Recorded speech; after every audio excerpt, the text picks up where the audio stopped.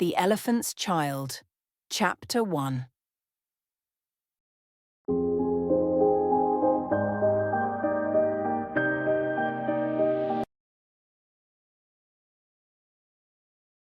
This story happened long time ago when the elephant had no trunk.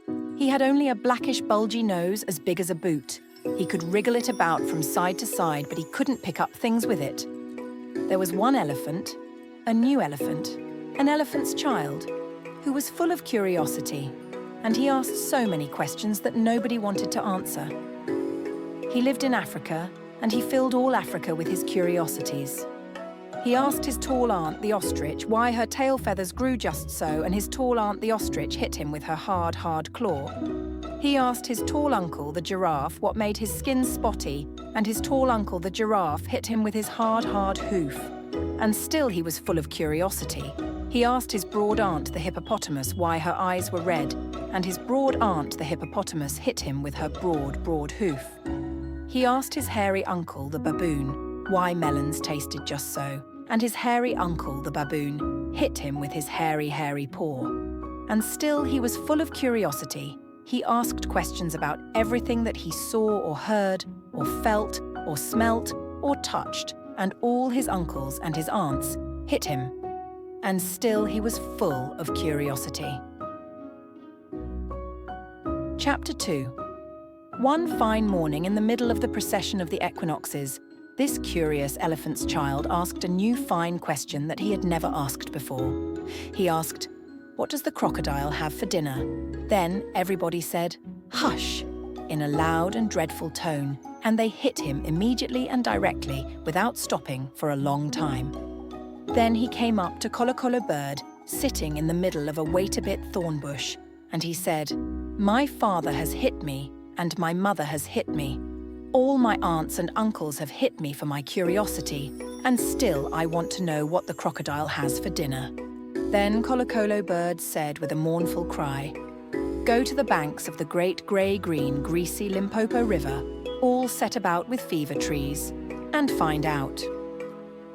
That very next morning, when there was nothing left of the equinoxes, this curious elephant's child took 100 pounds of bananas, the little short red kind, and 100 pounds of sugarcane, the long purple kind, and 17 melons, the greeny crackly kind, and said to all his dear families, "Goodbye, I am going to the great grey-green, greasy Limpopo River, all set about with fever trees, to find out what the crocodile has for dinner." And they all hit him once more for luck, though he asked them most politely to stop. He went away a little warm but not at all surprised, eating melons and throwing the rind about, because he could not pick it up. He went from Grahamstown to Kimberley, and from Kimberley to Karma's country, and from Karma's country he went east by north, eating melons all the time, till at last he came to the banks of the great grey-green, greasy Limpopo River, all set about with fever trees, as Kolokolo Bird had said. Chapter 3. Now you must know and understand that till that very week and day and hour and minute, this curious elephant's child had never seen a crocodile and did not know what one was like. It was all his curiosity. The first thing that he found was a bi-coloured python rock snake curled round a rock. "Excuse me," said the elephant's child most politely, "but have you seen such a thing as a crocodile in these parts?" "Have I seen a crocodile?" said the bi-coloured python rock snake in a voice of dreadful scorn. "What will you ask me next?" "Excuse me," said the elephant's child, "but could you kindly tell me what he has for dinner?" The bi-coloured python rock snake uncoiled himself very quickly from the rock and hit the elephant's child with his scalesome, flailsome tail. "That is odd," said the elephant's child, "because my father and my mother, and my uncle and my aunt, not to mention my other aunt, the hippopotamus, and my other uncle, the baboon, have all hit me for my curiosity, and I suppose this is the same thing." He said goodbye very politely to the bi-coloured python rock snake and helped to coil him up on the rock again, and went on, a little warm but not at all astonished, eating melons and throwing the rind about because he could not pick it up, till he found himself on what he thought was a log of wood at the very edge of the great grey-green, greasy Limpopo River, all set about with fever trees. Chapter 4. It turned out to be a real crocodile. The crocodile winked one eye. "Excuse me," said the elephant's child most politely, "but do you happen to have seen a crocodile in these parts?" Then the crocodile winked the other eye.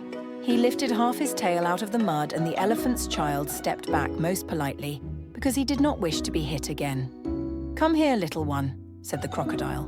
"Why do you ask such things?" "Excuse me," said the elephant's child most politely, "but my father has hit me, my mother has hit me, not to mention my tall aunt, the ostrich, and my tall uncle, the giraffe, who can kick ever so hard, as well as my broad aunt, the hippopotamus, and my hairy uncle, the baboon, and including the bi-coloured python rock snake, with the scalesome, flailsome tail, just up the bank, who hits harder than any of them. And so, if it's quite all the same to you, I don't want to be hit any more." "Come here, little one," said the crocodile, "for I am the crocodile." And he wept crocodile tears to show it was quite true. Then the elephant's child grew all breathless and panted and kneeled down on the bank and said, "You are the very person I have been looking for all these long days. Will you please tell me what you have for dinner?" "Come here, little one," said the crocodile, "and I'll whisper." The elephant's child put his head down close to the crocodile's musky, tusky mouth, and the crocodile caught him by his little nose, which up to that very week, day, hour, and minute had been no bigger than a boot, though much more useful. Chapter 5. "I think," said the crocodile, and he said it between his teeth like this, "I think today I will begin with elephant's child." At this, the elephant's child was angry, and he said, speaking through his nose, like this, "Let go, you are hurting me." The bi-coloured python rock snake saw all that. He went down from the bank and said, "My young friend, if you do not immediately pull as hard as ever you can, your acquaintance with the crocodile will jerk you into limpid stream before you can say anything else." The elephant's child sat back and pulled and pulled and pulled, and his nose began to stretch. And the crocodile dived into the water, making it all creamy with great sweeps of his tail, and he pulled and pulled and pulled. So the elephant's child's nose kept on stretching. The elephant's child spread all his little forelegs and pulled and pulled and pulled, and his nose kept on stretching, and the crocodile stuck his tail like an oar, and he pulled and pulled and pulled, and at each pull the elephant's child's nose grew longer and longer, and it hurt him. Then the elephant's child felt his legs slipping, and he said through his nose, which was now nearly 5 feet long, "This is too much for me." The bi-coloured python rock snake came down from the bank and knotted himself round the elephant's child's hind legs and said, "Rash and inexperienced traveller, we will now seriously devote ourselves to a little good deed, because if we do not, the crocodile will spoil your future career forever." So he pulled, and the elephant's child pulled, and the crocodile pulled. Yet the elephant's child and the bi-coloured python rock snake pulled hardest. And at last the crocodile let go of the elephant's child's nose with a plop that you could hear all up and down the Limpopo. And the elephant's child sat down suddenly. Chapter 6. First, he was careful to say thank you to the bi-coloured python rock snake. Then he was kind to his poor pulled nose and wrapped it all up in cool banana leaves. "What are you doing that for?" said the bi-coloured python rock snake. "Excuse me," said the elephant's child, "but my nose is badly out of shape, and I am waiting for it to shrink." "Then you will have to wait a long time," said the bi-coloured python rock snake. "Some people do not know what is good for them." "That is odd," said the elephant's child, "because my father and my mother, and my uncle and my aunt, not to mention my other aunt, the hippopotamus, and my other uncle, the baboon, have all hit me for my curiosity, and I suppose this is the same thing." He said goodbye very politely to the bi-coloured python rock snake and helped to coil him up on the rock again, and went on, a little warm but not at all astonished, eating melons and throwing the rind about because he could not pick it up, till he found himself on what he thought was a log of wood at the very edge of the great grey-green, greasy Limpopo River, all set about with fever trees. Chapter 7. The elephant's child went home across Africa, frisking and whisking his trunk.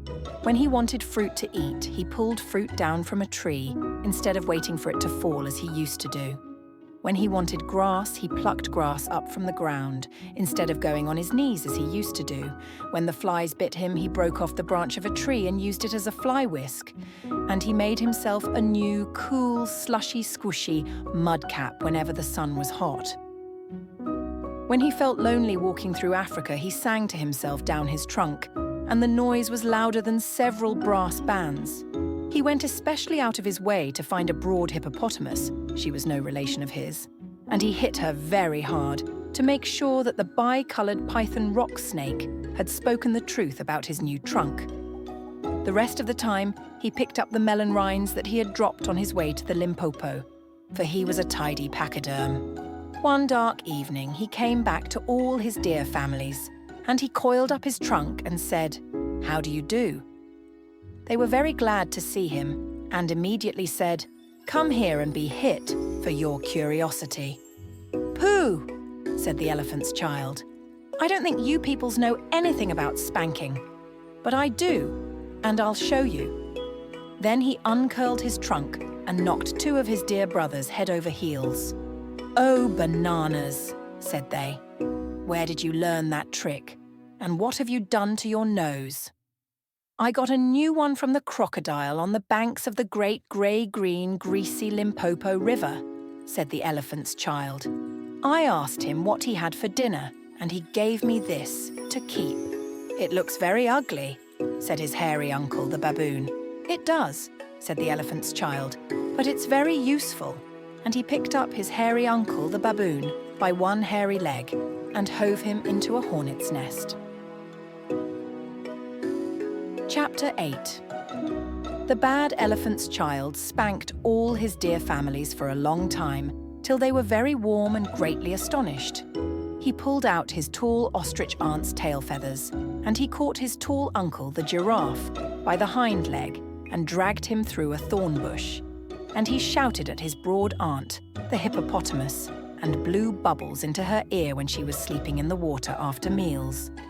But he never let anyone touch Kolokolo Bird.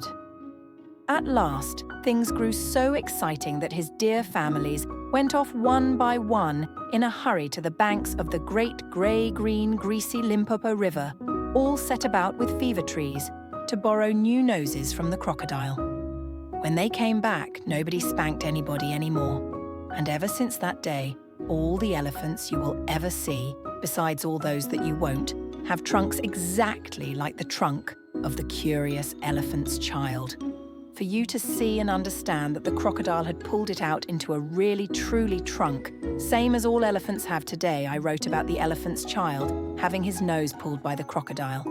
I would paint how much he is surprised and astonished and hurt, and how he is pulling very hard, and so is the crocodile, and how the bi-coloured python rock snake is hurrying through the water to help the elephant's child. And the banks of the great grey-green, greasy Limpopo River, but I am not allowed to paint these pictures, all set about with fever trees that grow there, and African animals walking into an African ark. There are 2 lions, 2 ostriches, 2 oxen, 2 camels, 2 sheep, and 2 other things that look like rats. But I think they are rock rabbits. They don't mean anything. I put them in because I thought they looked pretty. They would look very fine if I were allowed to paint them.